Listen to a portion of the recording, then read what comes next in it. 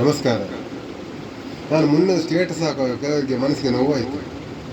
ನೀವು ಸನ್ಯಾಸ ಆಗ್ತೀವಿ ಅಂತ ಕೆಲವರು ಅಂತ ನೇರವಾಗಿ ಹೇಳಿದ್ದೀರಿ. ನನ್ನೇನಿದು ಸನ್ಯಾಸ ಹೋಗೋ ವಿಷಯ ಇಲ್ಲ.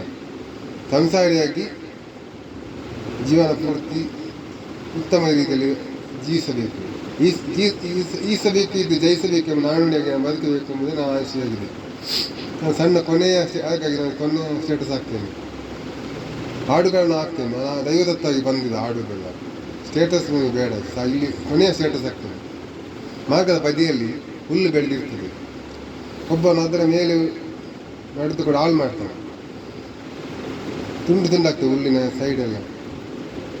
ಹೊರದಷ್ಟೇ ಹುಲ್ಲು ಬೆಳೆದಿರ್ತದೆ. ಮತ್ತೊಬ್ಬ ಇದರ ಮೇಲೆ ಇನ್ನೊಬ್ಬ ಹೋಗಿ ಅದು ಹಾಳಾಗ್ತದೆ. ಹಾಗೊಂದು ಗಿಳಿ ಬಂದು ಹುಲ್ಲು ಹತ್ರ ಕೇಳ್ತದೆ, ಎಂತ ಮಾರಾಯ, ನೀನು ಎಷ್ಟು ಬೆಳೆದ್ರು ತುಳಿದು ಆಗ್ತಾರಲ್ಲ ಎಲ್ಲಾದರೂ ಅಂತ ಹೇಳ್ತಾರೆ.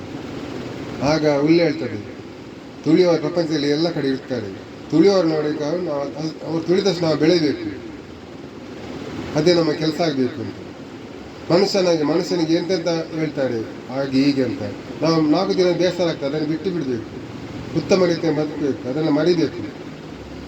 ಅದು ಬಿಟ್ಟು ನಾವು ಅದನ್ನೇ ಚಿಂತೆ ಮಾಡಿ ಕೊರಗಿಕೊಂಡು ನಮ್ಮ ಆತ್ಮವಿಶ್ವಾಸವನ್ನು ತಗ್ಗಿಸಿದ್ರೆ ಏನು ಪ್ರಯೋಜನ? ನದಿಗಳು ಆಗಿ ಹರಿಯುವಾಗ ಎಷ್ಟೋ ಕಸಕಡ್ಡಿಗಳು ಸಿಗುತ್ತವೆ, ನೀರು ಹೋಗುದು ನಿಲ್ಲುತ್ತದೆ. ಆದರೂ ಅದನ್ನು ದೂಡಿಕೊಂಡು ಸರಾಗವಾಗಿ ಆರಿಸಿ ಒಂದು ಕೊನೆಗೆ ಸಂಗೀತದ ಕೇಳ್ತದೆ ಹರಿಯುವುದ ಇದರಲ್ಲಿ. ನದಿಯಾಗಿ ನಾವು ಜೀವನ ಹರಿತಾ ಇರಬೇಕು, ಎಲ್ಲಿ ನಿಲ್ಲಬಾರ್ದು.